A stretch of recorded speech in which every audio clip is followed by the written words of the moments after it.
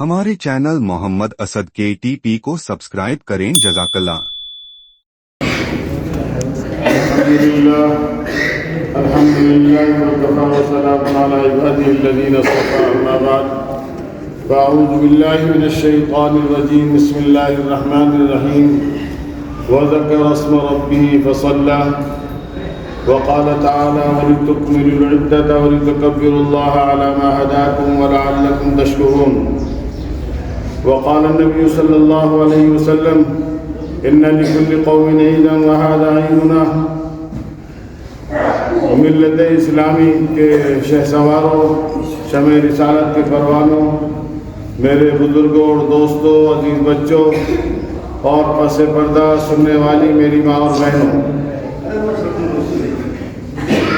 عید کا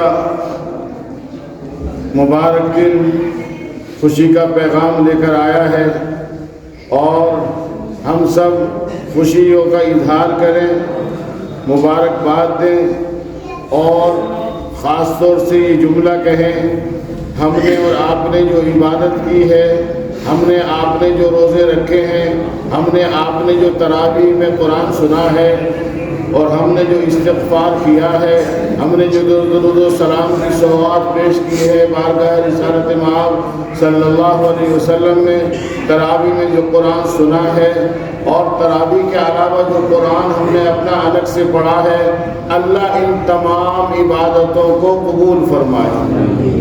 جو صدقہ خیرات کیا، زکوٰۃ دی یا صدقۃ الفطر ادا کیا، اللہ تبارک و تعالیٰ ان تمام عبادتوں کو قبول فرمائے۔ یہ ہے مبارکباد اور یہ ہے عید کا مطلب، خوشی کا مطلب کہ آپ کو عید مبارک ہو۔ اس سے یہ معلوم ہو گیا ہے کہ وہ شخص جو روزے نہیں رکھتا، جو تراویح میں قرآن نہیں سنتا، جو رمضان کی دھجیاں اڑاتا ہے، جو رمضان کے تقدس کو پامال کرتا ہے، جو رمضان کی اہمیت کو نہیں سمجھتا، تو اس کی عید نہیں ہے بلکہ یہ اس کے لیے وعید کا دن ہے۔ وہ خوشی نہ منائے، اس کی کوئی خوشی نہیں ہے۔ یہ جو خوشی کا دن آیا ہے، آیا اس لیے ہے، عید الفطر کہتے ہیں اسی کو، یہ افطار کا دن ہے۔ اور حدیث پاک میں ہے روزے دار کے لیے دو خوشی کے موقع ہوں گے، ایک تو افطار کے وقت اس کو خوشی ہوتی ہے کہ میں نے دن بھر کچھ کھایا کیا نہیں، میں نے روزہ رکھا ہے۔ افطار کے وقت وہ خود بھی کھاتا ہے اور کبھی کبھی اپنے دوستوں کو بھی بلاتا ہے، افطار کی دعوت دیتا ہے، تو اس کو خوشی حاصل ہوتی ہے۔ ایک خوشی تو یہ اس وقت اس کو حاصل ہوگی اور دوسری خوشی اس کو ملے گی اللہ تبارک و تعالیٰ کی ملاقات کے وقت میں۔ اللہ سے جب ملاقات ہوگی تو وہ خوشی حاصل ہوگی۔ اور روزے کی برکت یہ ہے میرے محترم دوستوں اور بزرگوں کہ تمام اعمال کا بدلہ تو الگ سے ملے گا، لیکن اللہ تعالیٰ نے فرمایا روزے میرے لیے ہے اور اس کا بدلہ میں خود دوں گا۔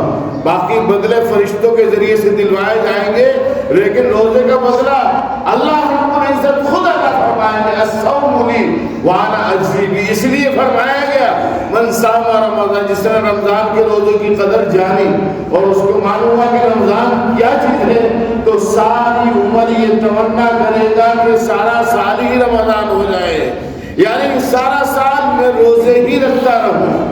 لیکن خوشخبری آپ کے لیے دوسری یہ ہے، اگر آپ نے ان 30 روزوں کے بعد میں اگر آپ نے 30 رکھے تو 30 روزوں کا ثواب، اور 29 رکھے تب بھی 30 روزوں کا ثواب میں کوئی کمی اللہ تعالیٰ کے یہاں سے نہیں ہے۔ اور یہ قانون ضابطہ کہاں سے ملا ہے؟ یہ قانون ضابطہ مقرر ہوا ہے سفر معراج سے۔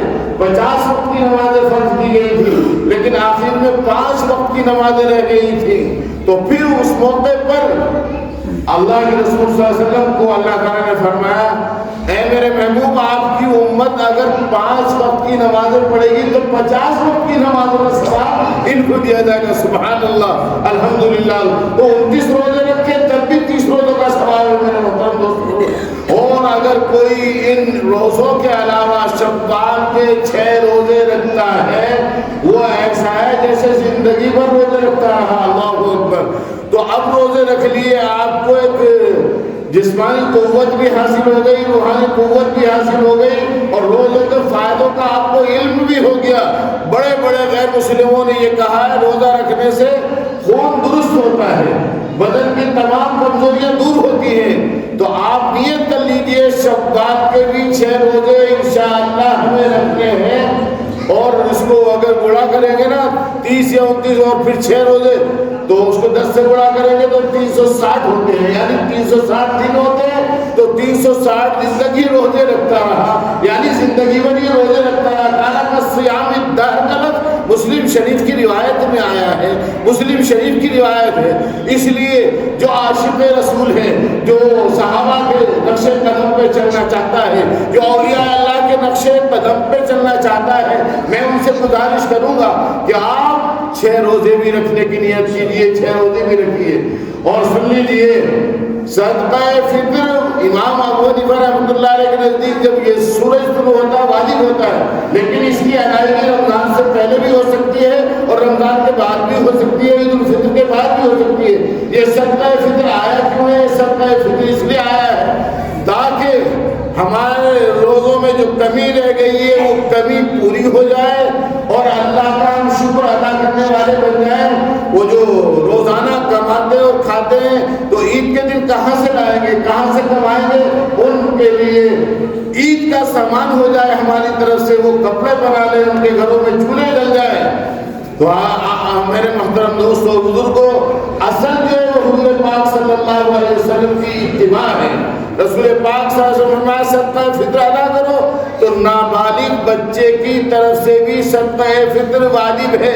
آج جو بچہ پیدا ہوا ہے تو ہمارے امام ابو حنیفہ رحمۃ اللہ علیہ کے نزدیک اس پہ صدقہ فطر واجب ہو جاتا ہے۔ تو صدقہ فطر واجب ہوتا ہے جب سورج نکل جاتا ہے، لیکن ادائیگی پہلے بھی کر سکتے ہیں اور بعد میں بھی کر سکتے ہیں، لیکن واجب ہے۔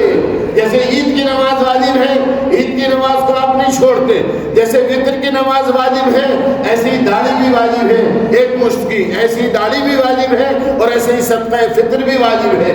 تو میرے محترم دوستو، جیسے عید کی نماز کو نہیں چھوڑا جاتا، ایسے ہی صدقہ فطر کو بھی آپ اور ہم نہیں چھوڑ سکتے۔ یہ غریبوں کا حق ہے، یہ مسکینوں کا حق ہے۔ جہاں ہماری خوشی ہے وہاں میرے محترم دوستو بزرگوں ان غریبوں کی بھی خوشی ہے۔ اللہ اکبر، اللہ اکبر، یہ اصل ان غریبوں کا بھی حق ہے۔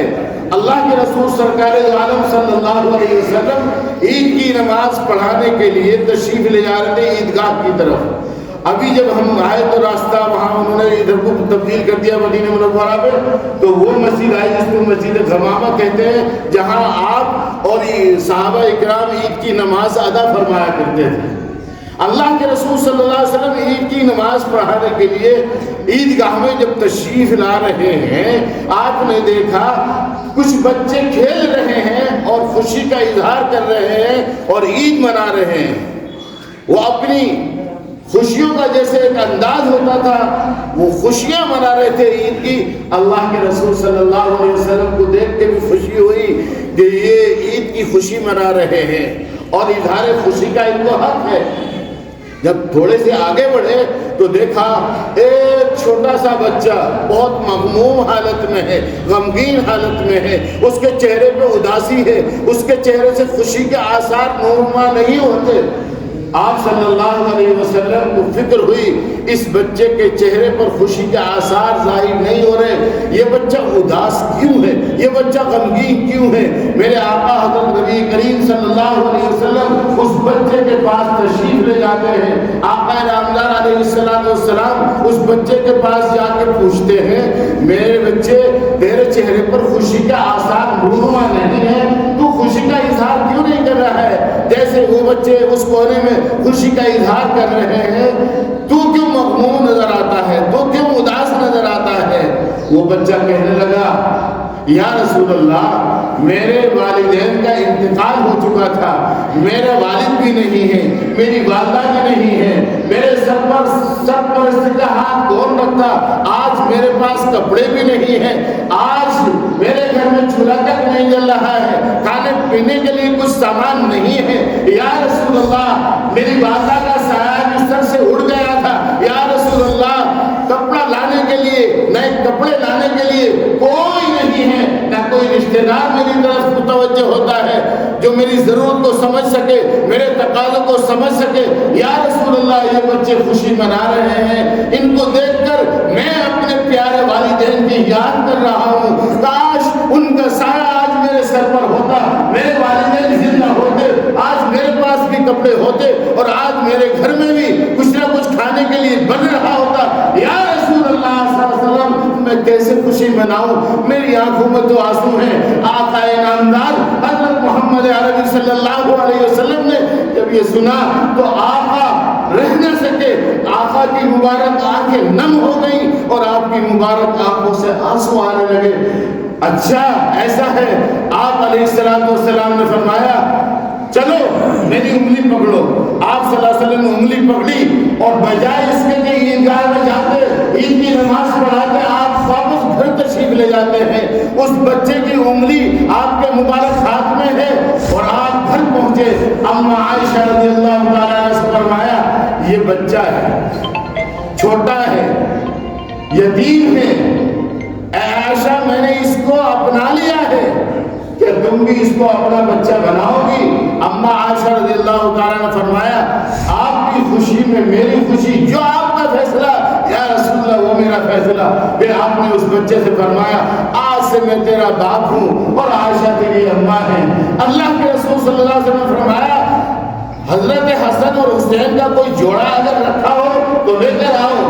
تو حضرت فاطمہ رضی اللہ تعالیٰ تک پیغام پہنچایا گیا کہ آپ صلی اللہ علیہ وسلم نے حسنین کے جوڑوں میں سے ایک یتیم بچے کے لیے جوڑا طلب فرمایا ہے. چنانچہ حضرت حسن رضی اللہ تعالیٰ کا جوڑا لایا گیا، اس بچے کو وہ جوڑا پہنایا گیا، اس بچے نے وہ جوڑا پہنا، اس بچے نے وہ کپڑے پہنے، حضرت حسن کے کپڑوں کو پہنا. آپ علیہ السلام حضرت حسنین کو ساتھ میں لے کر ایک طرف دونوں ہیں اور ایک طرف یہ یتیم بچہ ہے، پھر عیدگاہ کی طرف تشریف لاتے ہیں. اور دوسری روایت میں یہ بھی آتا ہے کہ آپ علیہ السلام نے اپنے کاندھوں پر اس بچے کو بٹھایا، آپ کے کاندھے پر وہ بچہ سوار تھا. صحابہ کرام یہ منظر دیکھ رہے تھے، یہ کیسا خوش نصیب بچہ ہے، یہ کیسا خوش نصیب بچہ ہے جو آقا کے کندھوں پر بیٹھا ہوا ہے. آقا علیہ السلام نے اس پوری امت کو یہ پیغام دیا دیکھو خوشی ان یتیم بچوں کی بھی ہے اور ان کا حق تمہارے اوپر ہے کہ جیسے تم اپنی خوشی مناتے ہو، اظہار خوشی کرتے ہو، تمہارے گھروں کے اندر چولہے جلتے ہیں تو کسی غریب کا اور کسی یتیم کا چولہا ایسا نہ ہو جو نہ جلے. ہر ایک کے گھر میں چولہا جلنا چاہیے. تم جب خوشی کا اظہار کر رہے ہو تو دوسروں کی خوشی کا بھی اظہار کرو. تو آپ صلی اللہ علیہ وسلم نے اس بچے کی سرپرستی فرمائی اور اپنے کاندھے میں بٹھا کر عیدگاہ کی طرف تشریف لے گئے. میرے محترم دوستوں بزرگوں، غریبوں کا بھی حق ہے، بیواؤں کا بھی ہمارے اوپر حق ہے. یہ فطرہ جو صدقہ فطر کی شکل میں دیا جاتا ہے یہ ان تک پہنچایا جاتا ہے.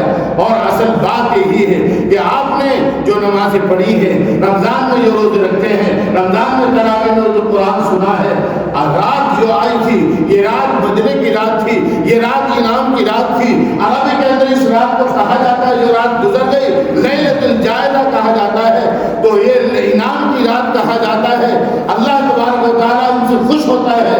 تو عید اصل انہی کی ہے جنہوں نے روزے رکھے ہیں، عید اصل انہی کی ہے جنہوں نے تراویح میں قرآن سنا ہے، عید اصل انہی لوگوں کی ہے جنہوں نے رمضان کے اندر گناہوں کو چھوڑا ہے اور تقوی کو اختیار کیا ہے. اللہ تعالیٰ نے فرمایا ہے روزے تمہارے اوپر اس لیے فرض کیے گئے ہیں اے ایمان والو کما کتب علی الذین من قبلکم، تم سے پہلے بھی لوگوں نے روزے رکھے. کیوں؟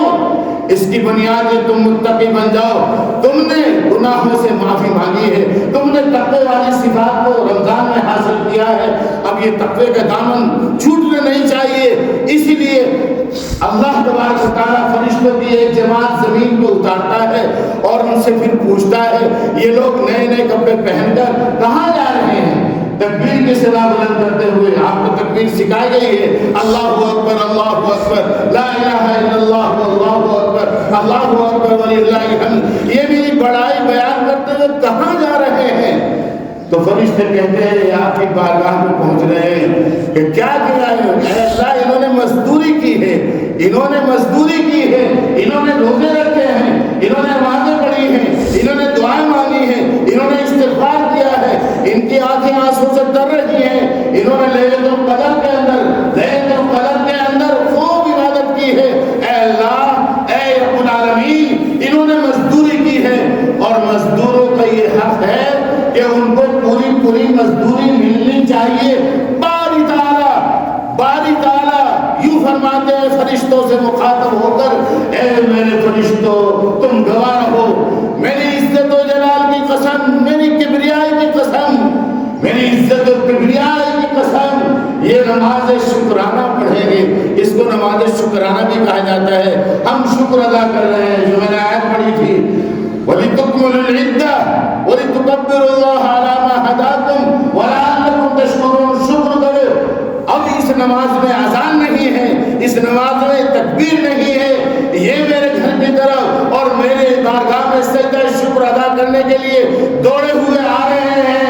اے فرشتوں تم گواہ رہو، یہ میری بارگاہ میں ہاتھ اٹھا کر کہیں گے اور میری تسبیح و تقدیس کے گن گائیں گے، میری عظمت و کبریائی کے گن گائیں گے اور رکوع کر کے اور سجدہ کر کے میری اپنی عاجزی کا اظہار و اعتراف کریں گے. اور جب یہ دو رکعت پڑھ کے فارغ ہوں گے، فرشتوں گواہ ہو، یہ اپنے گھروں میں اس حال میں واپس ہوں گے، ان کے گناہ بخشائے ہوں گے اور یہ ایسے ہوں گے جیسے بچہ ماں کے پیٹ سے آج پیدا ہو کر آیا ہے. میں ان کے تمام گناہوں کو معاف کر دوں گا. تو میرے محترم دوستوں اور بزرگوں، اصل عید اس لیے ہے کہ ہم اللہ کا شکریہ ادا کریں کہ اللہ تبارک و تعالیٰ نے اب ہمارے عمر سے جو ایک فرض تھا وہ فرض ادا کرا دیا. 1 مہینے کے روزے رکھنا فرض ہے، وہ فرض روزے اللہ نے ادا کرا دیے. اب اللہ تعالیٰ نے فرمایا اب ہمارے مہمان ہو، آج کھاؤ اور پیو. اس لیے اس دن روزہ نہیں رکھ سکتے. جیسا روزہ افطار کرنا 29 میں 28 میں آپ کو روزہ رکھنا پڑے گا. اگر آپ نے افطار کیا تو حرام ہے. عید کے دن اگر آپ نے روزہ رکھا تو حرام ہے. اللہ تبارک و تعالیٰ کی طرف سے یہ اعزاز ہے، یہ خوشی کا دن ہے. کھاؤ پیو. اللہ کے رسول صلی اللہ علیہ وسلم خود خوشی کا اظہار فرمایا کرتے تھے. صحابہ کرام خوش ہوا کرتے تھے اور یہ جملہ فرمایا کرتے تھے، بارک اللہ تقبل اللہ منا ومنکم جميع صالح الاعمال، کہ جو عبادتیں ہم نے کی ہیں اللہ ان تمام عبادتوں کو قبول فرمائے. تو میرے محترم دوستو، اس یتیم کے واقعے سے آپ کو یہ پیغام ملا ہے کہ خوشی اصل یہ ہے کہ ہم اپنی خوشی کے ساتھ ساتھ میں اپنے یتیم بچوں کو خوشی کریں اور ان کے سروں پر ہاتھ رکھیں. یہ میرے آقا کی سنت ہے. تو میرے محترم دوستوں اور بزرگوں، جب ہم اللہ تعالیٰ کو راضی کرنے والے بنیں گے، اللہ تعالیٰ نے قرآن میں فرمایا، ان سے کہہ دیجئے ان صلاتی، میری نماز، قل ان صلاتی و نسکی، میری قربانی، میرا جینا، میرا مرنا سب کچھ اللہ رب العالمین کے لیے ہے. جب سب کچھ اللہ رب العالمین کے لیے ہے تو پھر ہم کس کے لیے کیا کریں؟ ایک واقعہ میں ضرور سناؤں گا آپ کو اور پھر اس کے بعد میں تقریر ختم کر دوں گا. میں عرض یہ کر رہا تھا، جب سب کچھ اللہ کے لیے ہے، سب کچھ اللہ کے لیے کیا، آج ہندوستان میں حالات بد سے بدتر ہوتے جا رہے ہیں. اگر آج بھی آپ اگر نہیں مانے اور آج بھی اگر آپ نے اللہ کے احکامات سے منہ موڑا، اگر آپ بھی آپ صلی اللہ علیہ وسلم کی اطاعت سے منہ موڑا، تو دوستوں اور بزرگوں، پھر یہ مسجدیں باقی نہیں رہیں گی، پھر یہ ٹوپیاں آپ کے سروں پہ باقی نہیں رہیں گی. آج جیسے مدارس اسلام کو سیل کیا جا رہا ہے اور جیسے مدارس اسلام کو پابندیوں میں جکڑا جا رہا ہے، یہ سب کچھ کیوں ہو رہا ہے؟ باری تعالیٰ نے قرآن میں فرمایا، وَمَا أَصَابَكُم مِّن مُّصِيبَةٍ، جو کچھ بھی مصیبت پہنچ رہی ہے وہ تمہارے اپنے گناہوں کی وجہ سے پہنچ رہی ہے. اللہ تعالیٰ نے فرمایا ہے، وَلَا تَهِنُوا وَلَا تَحْزَنُوا وَأَنتُمُ الْأَعْلَوْنَ إِن كُنتُم مُّؤْمِنِينَ. رنجیدہ مت ہو، افسردہ خاطر مت ہو، تم اس سے بلند رہو گے اگر تم مومن بنے رہے. لیکن آپ اور ہم مومن بننا نہیں چاہتے. جس میں ضمانت رکھی اللہ تعالیٰ نے دنیا کی اور آخرت کی کامیابی کی، ہم دنیا کی کامیابی کو بھی تلاش نہیں کرنا چاہتے اور آخرت کی کامیابی کو تلاش نہیں کرنا چاہتے. صحابہ کرام رضوان اللہ تعالیٰ علیہ اجمعین نے حضور پاک صلی اللہ علیہ وسلم سے سچی محبت کی تھی، سچا عشق تھا ان کے دلوں کے اندر. تو اللہ تبارک و تعالیٰ نے ان کی حفاظت دنیا میں بھی فرمائی اور مرنے کے بعد بھی اللہ نے ان کے جسموں کی حفاظت فرمائی. آج بھی جو صحابہ شہید ہو گئے اور شہید ہو کے اپنی قبروں میں ہیں، میرے محترم دوستوں بزرگوں، جیسے دفنایا گیا تھا اسی حالت میں آج وہ آج سے 85 سال پہلے مصر کے اندر دریائے کریم میں حضرت جابر اور حضرت طلحہ ان کی وہاں پر قبریں، حضرت حذیفہ بن یمان، حضرت جابر، ان دو صحابی کی قبریں ہیں. ان دو صحابی حضرت حذیفہ بن یمان نے اس وقت کے جو بادشاہ تھا سلطان، اس کو خواب میں بتایا کہ ہماری قبر کے اندر پانی آ گیا ہے، لہذا ہماری قبروں کو یہاں سے منتقل کرو. بادشاہ نے سنی انسنی کر دی، بادشاہ نے سنی انسنی کر دی. دوسرے دن پھر خواب میں زیارت ہوئی کہ آپ سے ہم نے کہا تھا ہماری قبروں میں پانی آ گیا ہے، ان قبروں کو یہاں سے منتقل کرو. بادشاہ نے پھر سنی انسنی کر لی. تیسرے دن پھر وہاں کے جو قاضی و قضات تھے ان کے خواب میں وہ صحابی تشریف لاتے ہیں کہ ہم نے 2 دن سے بادشاہ سے گزارش کی، بادشاہ سن نہیں رہا ہے، لہذا ہماری قبروں کو وہاں سے منتقل کیا جائے. سلطان جو ہے وہاں کے قاضی قضات جو تھے، قاضی شہر جو تھے، وہ بادشاہ کی خدمت میں تشریف لائے اور کہا اس طرح سے میں نے خواب دیکھا ہے. اور انہوں نے کہا ہے کہ وہ سلطان کو ہم 2 دن سے بتا رہے ہیں، وہ توجہ نہیں کر رہا ہے، لہذا ہماری خبروں کو وہاں سے منتقل کرایا جائے. تو سلطان نے کہا 2 دن سے مجھے بھی زیارت ہو رہی ہے لیکن یہ تو خواب ہے. پھر سلطان اور قاضی نے مشورہ کیا، علماء نے مشورہ کیا، تمام جدید قسم کی مشینیں لگائی گئی اور دیکھا گیا کہ واقعی پانی ہے کہ نہیں. یہ کوئی ایسا واقعہ نہیں ہے، یہ موجود ہے 85 سال پہلے، وہ ہوگا 1400 سال دفنائے ہوئے.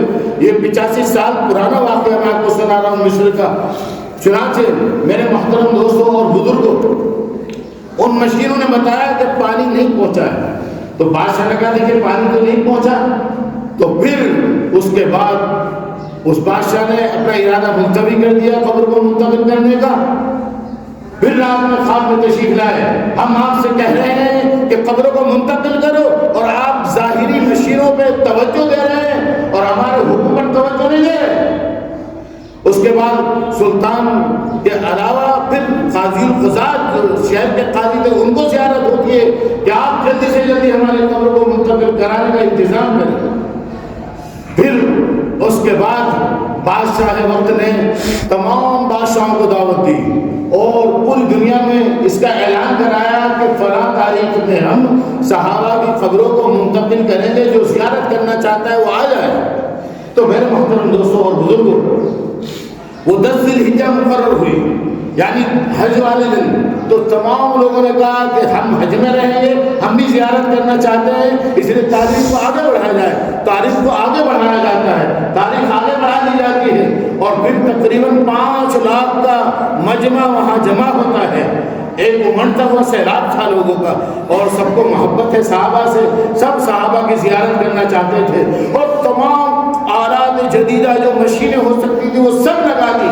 اور پھر اس کے بعد میں بہت مقدس انداز میں علماء کو جمع کر کے ان قبر کی کشائی کی گئی، قبر کو کھولا گیا اور جب دیکھا تو کفن کے ساتھ میں صحابہ ایسے ہی رکھے ہوئے تھے. دین کی انہوں نے حفاظت کی تھی تو اللہ نے ان کے بدن کی، ان کے کفن کی بھی حفاظت فرمائی. وہ اللہ اسی طرح آج بھی آپ کی اور ہماری حفاظت کرے گا جب ہم صحیح طریقے سے دین پر عمل کریں گے. اور صحیح خوشی عید کی یہی ہے کہ ہم تقوی والی صفات کو حاصل کر کے جو رمضان میں نیکیاں کمائی ہیں ان تمام نیکیوں کو شیطان کے حوالے نہ کریں. شیطان کو کھول دیا گیا ہے اور شیطان کھل گیا ہے. شیطان زنجیروں میں جکڑا ہوا تھا، نکل گیا تھا. اب وہ آپ کو تلاش کرے گا گلی گلی کوچوں کوچوں میں. ظہر کی اذان ہوگی کہ اب تک پورے رمضان نماز پڑھی ہے، اب کیا کرے گا نماز پڑھ کے؟ تو یہ ظہر کی نماز چھوڑتا ہے، عصر کی نماز چھوڑتا ہے. یہ رمضان کے انوارات کو شیطان کی خوشی میں ملا کر ضائع کر دیتا ہے.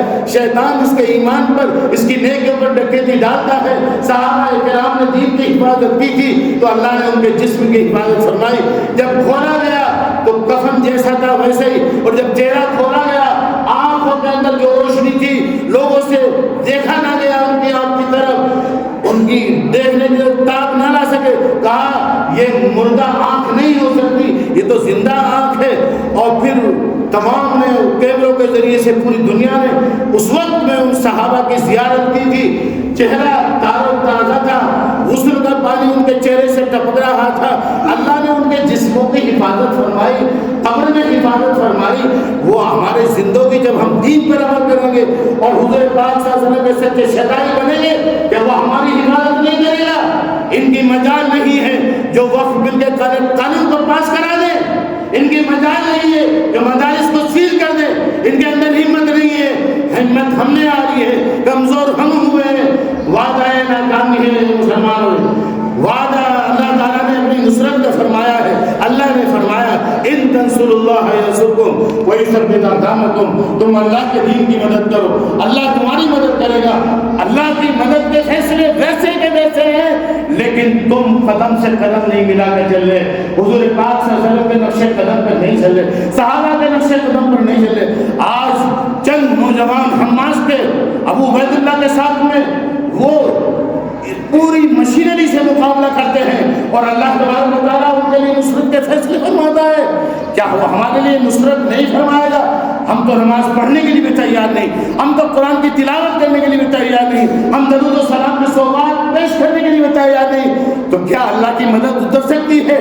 اللہ کی مدد نہیں اترے گی، پھر ایسے ہی پابندیاں لگائی جائیں گی اور ایسے ہمارے سروں سے ٹوکیاں چھینی جائیں گی، ایسے ہماری عورتوں کی عزتوں کو نیلام کیا جائے گا۔ اس کے ذمہ دار کون؟ اس کے ذمہ دار ہم اور آپ ہیں۔ ہم نے اور آپ نے دین کو چھوڑا ہے، ہم نے اور آپ نے بغاوت کی ہے قرآن سے، اللہ کے احکامات سے۔ ابھی بھی توبہ کر لو، ابھی بھی توبہ کا وقت ہے، ارادہ کر لو، اللہ کی بارگاہ میں آئے ہو اور اللہ تعالیٰ فرشتوں سے قسم کھا کے فرماتا ہے اگر انہوں نے کب کا ارادہ کر لیا ہے میں ان کے گناہوں کو معاف کر دوں گا۔ آج بھی موقع ہے گناہوں سے معافی کرانے کا اور بخشے بخشائے یہاں سے واپس جاؤ گے، حدیث پاک میں موجود ہے پورا کا پورا۔ اسی لیے پکے دل سے ارادہ کر لو کہ جو کچھ ہو چکا ہو چکا، جو نمازیں چھوٹ گئی چھوٹ گئی، جو روزے چھوٹے چھوٹ گئے، اب آج کے بعد روزہ نہیں چھوڑیں گے، اب آج کے بعد قرآن میں تراویح سورہ تراویح میں قرآن کو، اب آج کے بعد ہم روزے رکھیں گے، آج کے بعد نمازیں پڑھیں گے۔ جو دین کی باتیں ہمیں معلوم نہیں ہیں ان کو سیکھ کر اس پر عمل کریں گے۔ یہ عید جو ہے یہ پیغام دے رہی ہے۔ اصل خوشی دوستو یہی ہے کہ ہم توبہ کریں، ہمیں جانا ہے جنت میں، ہمیں جانا ہے جنت میں۔ تو جو اللہ صحابہ کی قبروں میں حفاظت کر رہا ہے، میرے محترم دوستو، حافظ قرآن جو ہوتا ہے اس کے کفن کی بھی اللہ حفاظت فرماتے ہیں۔ ہمارے بھائی حافظ زبیر کی قبر کو جب کھولا گیا 6 مہینے کے بعد میں تو ان کا کفن ویسے کا ویسے ہی تھا۔ حالات کی جو اللہ تعالیٰ کون سے عمل پر کس کی نجات دے دے یہ اللہ ہی بہتر جانتا ہے۔ یہ تو ابھی کا واقعہ ہے، کتنے ایسے واقعات ہیں۔ تو میرے محترم دوستو وقت ہو گیا ہے، بس میں آپ سے گزارش کروں گا کہ آپ سچے پکے دل سے توبہ کریں، آپ اور آپ خوشی کا اظہار کریں گے، گلے ملیں گے، خوشیاں منائیں گے۔ اصل خوشی یہی ہے کہ آپ شیطان کو ناراض کریں، آپ شیطان کو ناراض کریں، آپ اپنے نفس کو ناراض کریں، اپنے نفس کو خوش نہ کریں، اللہ کو خوش کریں، اللہ کے رسول صلی اللہ علیہ وسلم کو خوش کریں۔ اور اللہ کے رسول کی خوشی یہی ہے کہ میرے محترم دوستوں بزرگوں، ہم اور آپ قرآن حدیث پر عمل کرنے والے بن جائیں۔ قرآن حدیث پر عمل کرنے والے بنیں گے تو دوستوں اور بزرگوں سب کچھ ہمارے لیے ہے، اللہ نے بنایا ہے، سب کچھ ہمارے لیے، تاج و تخت ہمارے لیے، سب کچھ ہمارا ہے، تو کریں گے انشاءاللہ۔ ایک واقعہ یاد آ گیا، جب حضرت نبی کریم صلی اللہ علیہ وسلم ہجرت فرما کے تشریف لے گئے، قبا میں پہنچے تو ایک نوجوان آتا ہے حضور کی خدمت میں جس کا نام ہے طلحہ ابن سقر نام ہے۔ وہ حضور کی خدمت میں آتے ہیں اور حضور کی خدمت میں آ کے کہتے ہیں مجھے کلمہ پڑھا دیجیے۔ اللہ کے رسول صلی اللہ علیہ وسلم نے ان کو مشرف پہ اسلام فرمایا، کلمہ پڑھایا، کلمہ پڑھا انہوں نے، اور کلمہ پڑھنے کے بعد میں اللہ کے رسول صلی اللہ علیہ وسلم نے ان کا امتحان لیا، فرمایا اسلام سے اور مجھ سے محبت کا تقاضا ہے، اگر دیکھو تم اپنے باپ کا سر قلم کر کے لا دو تو لا دو گے۔ اس نے کچھ بھی نہیں سوچا اور اٹھ گیا، جیسے کسی کے نا پانی پلا دو تو فوراً جاتا ہے خوشی خوشی پانی لے کر آتا، وہ گیا چلنے لگا کہ ابھی لاتا ہوں، اس کا سر بھی لاتا ہوں۔ تو اللہ کے رسول صلی اللہ علیہ وسلم نے فرمایا ہم سر قلم کرنے نہیں آئے، ہم تو سر جوڑنے آئے ہیں۔ میں دیکھ رہا تھا تمہیں کتنی محبت ہے۔ کچھ دنوں کے بعد آپ جب مدینہ تشریف لے گئے، وہ بیمار پڑ گئے اور بیمار ہوئے تو حضور صلی اللہ علیہ وسلم تشریف لائے ان کے عیادت کے لیے، وہ بے ہوش پڑے ہوئے تھے۔ حضور نے فرمایا جب ان کا انتقال ہو جائے تو مجھے خبر دینا، اطلاع دینا، ان کی نماز جنازہ میں پڑھاؤں گا۔ جب ان کو شام کے وقت میں ہوش آیا، بتایا اللہ کے رسول صلی اللہ علیہ وسلم تشریف لائے تھے آپ سے ملنے کے لیے، ملاقات کے لیے، عیادت کے لیے۔ کہا اچھا میں آپ کو وصیت کرتا ہوں، میرے انتقال کا وقت بہت قریب ہے اور حضور صلی اللہ علیہ وسلم کو دعوت مت دینا، حضور پاک صلی اللہ علیہ وسلم کو مت بلانا اور مجھے دفن کر دینا ایسے ہی۔ اللہ اکبر، کس کی تمنا نہیں ہوتی کہ حضور کو بلایا، ان سے پوچھا اس کی وجہ کیا ہے؟ وہ کہنے لگے مجھے حضور سے بہت محبت ہے، حضور عشق میری رگ رگ میں رچا ہوا ہے، بسا ہوا ہے۔ حضور پاک میں چاہتا کہ 3 کلومیٹر 3.5 کلومیٹر آپ پیدل تشریف لائیں اور آپ تکلیف اٹھائیں، ساتھ میں یہودیوں کے مکانات ہیں، کوئی یہودی آپ کو تکلیف پہنچائے، مجھ کو یہ گوارا نہیں ہے، یہ گوارا ہے کہ بغیر آپ کے نماز جنازہ کے پڑھائے ہوئے میں قبرستان میں پہنچ جاؤں۔ چنانچہ انہوں نے صحابہ نے ایسے کیا، ان کو دفنا دیا۔ صبح کو حضور پاک صلی اللہ علیہ وسلم مجھے بھی اطلاع دی، اللہ کے رسول صلی اللہ علیہ وسلم کی آنکھوں میں آنسو تھے اور تشریف لائے آپ صلی اللہ علیہ وسلم اور ان کی قبر پہ پہنچے، اور ان کی قبر پہ پہنچ کر آپ نے دعا فرمائی۔ کسی صحابی کے لیے ایسی دعا نہیں فرمائی جیسی اس نوجوان کے لیے دعا فرمائی کہ اللہ یہ مجھ سے محبت کرتا تھا، آپ اپنے دل میں اس کی محبت اجاگر فرما دیجیے، اس کے درجات کو بلند سے بلند فرما دیجیے۔ میرے محترم دوستو، ان واقعات کی روشنی میں ایک تو یہ پیغام کہ یتیم کا بچے واقعہ میں نے سنایا کہ غریبوں کی پرورش کا، ان کی سرپرستی کا ہمارے اوپر حق ہے، اللہ کے رسول صلی اللہ علیہ وسلم کی یہ تعلیم ہمارے لیے ہے۔ اور ان واقعات سے میں نے آپ کو جھنجھوڑا ہے کہ صحابہ کو حضور سے محبت تھی تو اللہ کے رسول صلی اللہ علیہ وسلم نے فرمایا تمہارے جسم کی بھی اللہ حفاظت فرمائے گا۔ اور 85 سال پہلے کا جو واقعہ میں نے آپ کو سنایا وہ اس لیے سنایا کہ تم دین پر عمل کرنے والے بن جاؤ۔ تمہاری حفاظت کرنے والا کون؟ بولو بولو، کون ہے محافظ؟ محافظ کون ہے؟ ہمارا یہاں کا جو بادشاہ ہے، جو چیف منسٹر ہے، وہ محافظ نہیں ہے۔ کون محافظ ہے؟ بولو اللہ ہمارا مشکل کشا ہے، اللہ ہمارا حاجت روا ہے، اللہ تعالیٰ بجلی کو بنانے والا ہے۔ اللہ کو راضی کرو گے کہ نہیں کرو گے؟ اللہ کے احکامات پر عمل کرو گے کہ نہیں کرو گے؟ اللہ تعالیٰ ہماری عید کو قبول فرمائے، ہمارے رمضانوں کو قبول فرمائے، اور ہم سب کو متحد فرمائے، اور ہم سب کو دین پر چلنا آسان فرمائے۔ ظاہر و باطن کا جو بھی چھوٹا بڑا گناہ، اس سے بچ تو اے رحم و سب ہے سب تیرا۔ کیا کرنا چاہیے؟ لب پہ ہر دم ذکر بھی ہو، دل میں ہر دم فکر بھی، پھر تو ہے راستہ صاف تا دربار شاہ۔ عید کا پیغام یہ دیتا کہ اللہ کا ذکر کرو، لتکبر اللہ، اللہ کی بڑائی کرو۔ ابھی ہم نے اللہ کی بڑائی بیان کی ہے، رستوں میں اللہ اکبر پڑھتے ہوئے کریں گے انشاءاللہ ہر دین کی سنت پر عمل۔ میں نے پہلے کہہ دیا تھا کہ میں آج لیٹ کروں گا، یہ جان بوجھ کے کیا میں نے لیٹ، تاکہ کچھ واقعات صحابہ کے سن لیں، اور یہ موقع بار بار نہیں آتا۔ اللہ تعالیٰ ہم سب کو عمل کی توفیق عطا فرمائے۔ وآخر دعوانا الحمدللہ رب العالمین۔ عید کی نماز میں اذان نہیں، تکبیر نہیں، سب درست کریے۔